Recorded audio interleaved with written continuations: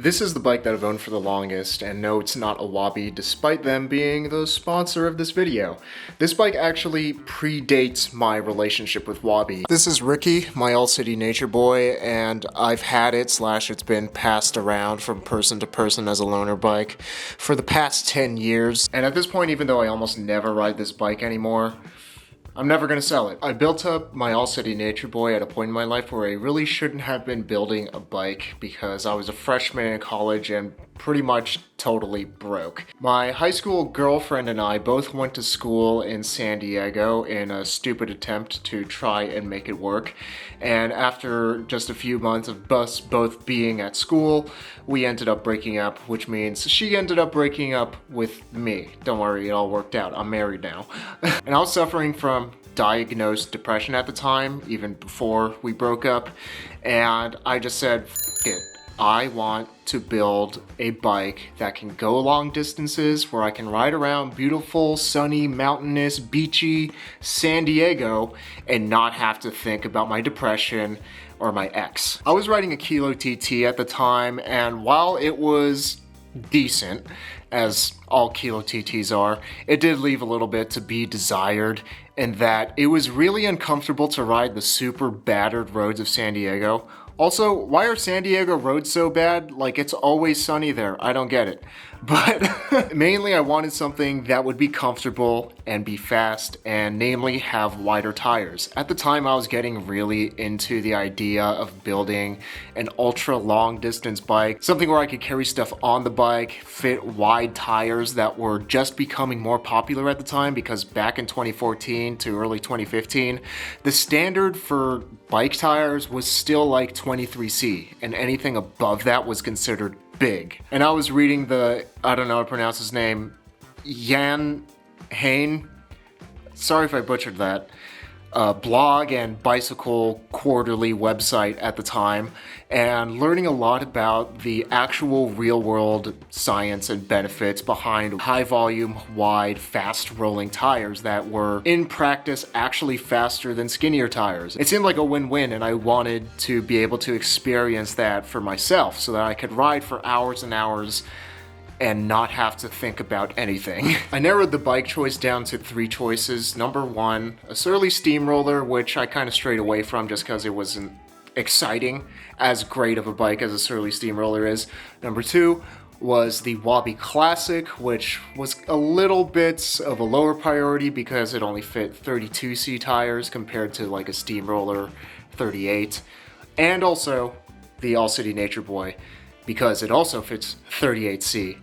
But this one looks cool. Choosing between a Wabi Classic and an All-City Nature Boy was one of those situations where I either had to go with my brain or go with my heart, because on paper, I thought that I would probably like the Wabi Classic more since 32C seemed like plenty big enough. But there was just something about the All-City Nature Boy that really spoke to me, namely the color. And there's just a certain panache to it, from like the white paneling to the Hennepin Bridge dropouts. And it's got a little bit of sauce, whereas Wabis tend to be much more simple, clean, and timeless. And this one popped up on Pedal Room for, I forgot how much. I think it was like $400 shipped or something, or no, less than that. It was like $350 shipped. Obviously, I pulled the trigger on the Nature Boy instead of buying a Wabi Classic, and I went with my heart instead of my brain. And it's been 10 years now, so it's a little bit worse for wear than the day I got it. It was basically brand new the day that I got it. And when I got it out of the box, I was just so happy with just how stunning that this frame set looks with the purple sparkle and the white accents and the dropouts. And I knew that I had made a very good decision to buy this bike, even though I had to spend pretty much all of my savings on it.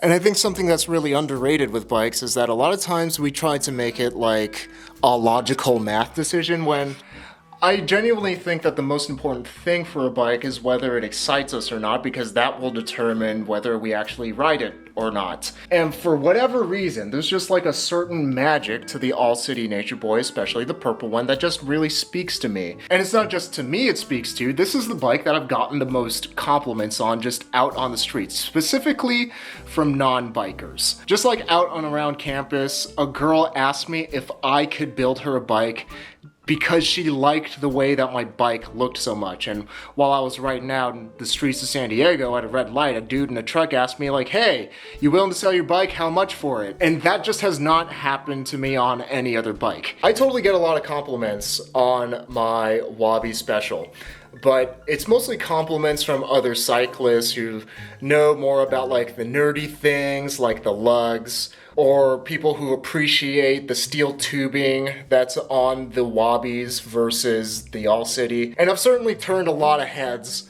on my Ube Purple Wabi Special. And I even remember riding down, L Street in Sacramento, and there was a kid who was maybe like 7 or 8 years old. And as I rode by, I remember him doing a double take and being like, whoa, look at that bike. But there's a certain magic to the All City Nature Boy that perfectly straddles the line between being classic and being modern, while being simple, while also grabbing your attention. Just everything comes together on this bike so well, even to the point where a lot of people, even people who aren't into bikes, can appreciate it. And something to keep in mind is that the All City Nature Boy is a cyclocross bike. It was made for single-speed cyclocross racing. It predates the big gravel boom that we've seen in the past 10 years. And the term gravel bike wasn't even in the mainstream cycling vocabulary at that point. I don't really ride my All City Nature Boy anymore because, well, I have a Wabi Thunder now. But at the time, the Wabi Thunder wasn't in production. And the Wabi Thunder is pretty much a fixed gear gravel bike, and it's basically the All City Nature Boy, but it fixes my complaints with the All City Nature Boy, mainly it being a cyclocross bike with cyclocross geometry. The Wabi Thunder, on the other hand, is the exact same as a Wabi Classic in that it is an aggressive street fixed gear geometry. It also has the same Reynolds 725 tubing that I love so much, that makes it like really springy and lively and feel like the bike is talking back to you every time you pedal it. And it has other nice things like mounts for a front rack. Basically, the Wabi Thunder was exactly what I was looking for back in 2015 when I built up my All City Nature Boy, but it didn't exist back then. But luckily it exists now, and you can get yourself a Wabi Thunder, or Wabi Special, or Wabi Classic, or Wabi Lightning. They're all awesome by checking out wabicycles.com. Because the landscape was very different at the time, like there was no Wabi Thunder, the term gravel bike wasn't even really a thing yet. There was no Chinelli Mashwork, and even if there was, it would be overpriced and I couldn't afford it as a broke college student. And 38C tires were considered insanely fat, whereas now 45s are considered skinny. So even though I had to make some compromises as to what was ideal and what was available at the time, I still really love this bike. I did originally build up the Nature Boy with this same front rack, and I also had a rear rack, which I hated because it was aluminum and really wiggly and just made the bike feel weird. But the intention was this would be my grocery getter bike, my long distance bike, my do everything bike, and it did everything pretty dang well. But the main thing is that I wanted to ride longer distances than I was able to or willing to, really, on my Kilo TT. On my Kilo TT, the longest ride I ever did was maybe 40 to 45 miles, and I've been riding for 3 years at that point. And then, suddenly, with the help of our good friend Depression and big cushy 38C tires, I started riding farther and farther. My longest ride went from 40 miles to 50 miles to 60 miles, 70 miles, and then 80 miles, and then eventually 100 miles, where I rode my first Century on a fixed gear from San Diego to Irvine, California to visit one of my high school friends to, again, forget about my depression and my ex. And that was one of the gnarliest rides of my life, because I had to ride on the shoulder of I-5 for 12 miles because the bike trail was closed. And I had semi-trucks giving me a buzz cut every 30 seconds. If you want to hear that story, click up here. And riding 100 miles on my All-City Nature Boy led to the realization that I am a strong cyclist, that I generally know what I'm talking about and what I'm doing when it comes to bikes, and that gave me the balls to start this YouTube channel. The current All-City Nature Boy build is a little bit different from what I originally had. I originally had drop bars, but now there's townie bars, and I made some changes to better accommodate my dad, who I was essentially giving this bike to, and now it's ended up back in my possession, and maybe soon it'll end up back in his possession, we'll see. But when I originally got this, it had the fork cut down to here, pretty much slammed. There's 5 mils of spacers, but I needed a taller stem, so I just used a plus 17 degree stem. And this is actually how I rode it, just with a different stem. And now, Chloe, my wife, is riding this bike. Right now, Ricky is a professional loaner bike, and somehow it just magically fits most people that try to ride it. It fits everyone from my dad to Chloe, my wife, to any of my friends. They can just raise or lower the saddle and it fits them. I don't get it. And going back to the idea that this bike is just kind of magical in a way, that in my experience, where people who aren't even really into bikes just really like it and really want it, which is can be a good or a bad thing depending on how you look at it, is that when my dad was riding this bike for a few years, he has a couple of stories of people threatening him to steal the bike. Like, there was one guy on the bike trail in Elk Grove, which is like middle to upper middle class suburban neighborhood in California, where I'm from.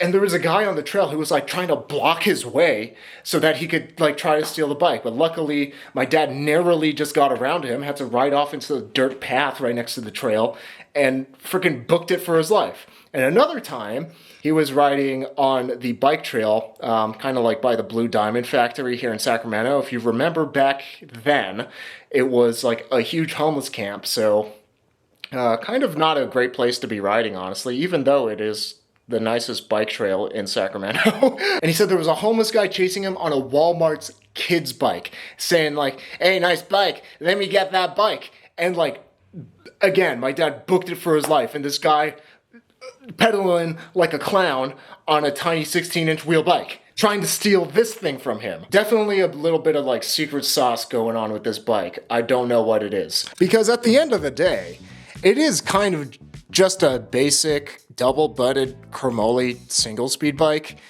Like, it's just TIG welded. So many are TIG welded. All-City puts their sticker on it and says that it's 612 select tubing, but it's just chromoly, double-butted chromoly. It has a lot of nice touches. Like, they put a pretty decently nice headset on it right out of the box. It's got this really pretty seat collar, and All-City's whole thing was that there were, past tense, hint hint, trying to bring beauty back to the production bike, and even did like the dropouts with the chain tensioners, and it looks like the how do you say this word? Hennepin Bridge in Minneapolis. I didn't even know about this bridge until I saw it on the dropouts. That's how epic this bike is that these dropouts taught me about American geography. And also has this super sick straight-bladed fork, lugged crown that is unique. I've never seen these kind of lugs on any other bike.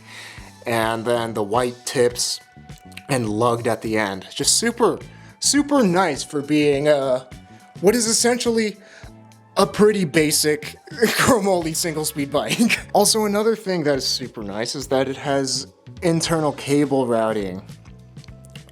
And it's not the annoying kind. This is a nice kind where they actually inserted a tube inside the top tube to guide the cable so that you don't have to go fishing around for the cable. You just feed it through and it pops out of the hole every single time. It also has clearance because it is like a a fat tire bike, not really by today's standards anymore, but has clearance for full fenders. Right now there's a 35C tire with a fender on the rear, and the fender mounts are hidden so that if you want to run it without fenders, it still looks really clean from the profile.